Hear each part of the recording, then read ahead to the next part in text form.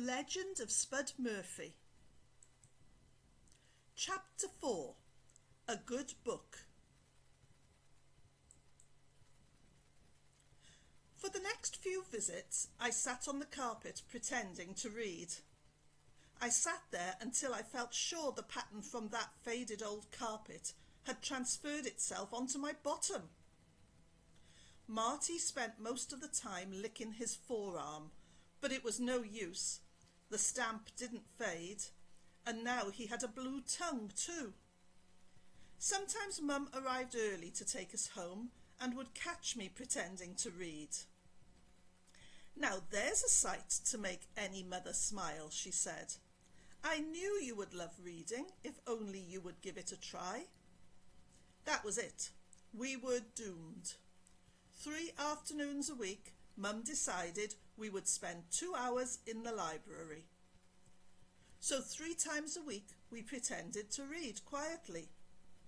Sometimes we forgot to be quiet, and then Spud would pay the children's section a visit. I remember the first time it happened. We were arguing over who owned the air in our bedroom. I said that Marty owned the air on his side of the room, but he said that he owned the air at ground level. This meant that I would have to climb onto the top bunk just to breathe. Suddenly, a familiar shadow fell across the carpet, making me shiver. Spud stood there, feet apart, belt weighed down with rubber stamps. Without saying a thing, she pulled out a large flashcard from her pocket. On the flashcard was written the word, "Shh." We got the message. We couldn't fight, we couldn't shout, we couldn't make loud bodily noises. All the things young boys live for. Oh, the boredom. My head felt like it would fall off and spin across the wooden floor. I tried everything to entertain myself. Watching movies in my head, following the pattern in my carpet prison, eating strips of paper from the books. But most of all, I just dreamed of freedom. Then, one day, something strange happened.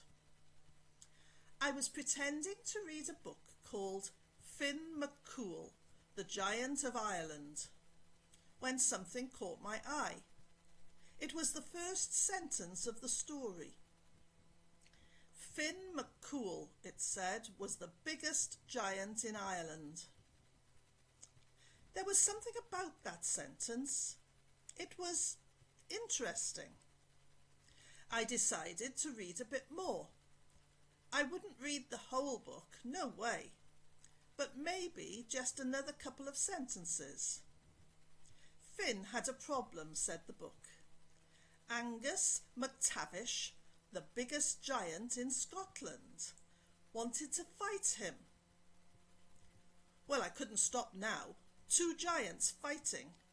Maybe I'd just see how that turned out, so I read to the end of the page, and then I kept right on reading.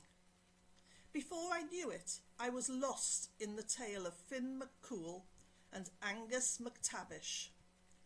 There was adventure and magic and battles and clever plans. Mountains exploded and wizards slew goblins.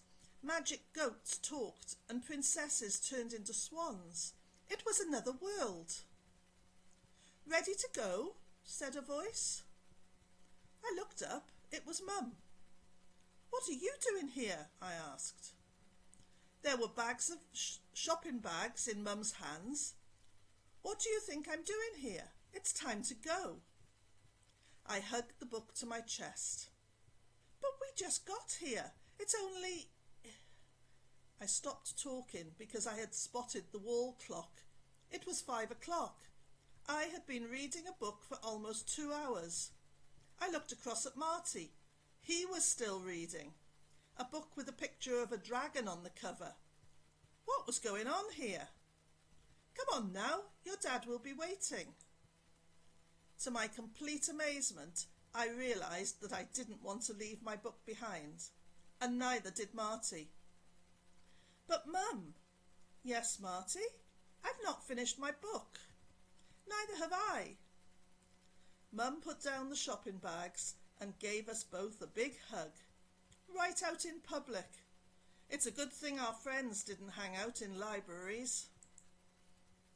Do you think Mrs. Murphy would let us bring them home?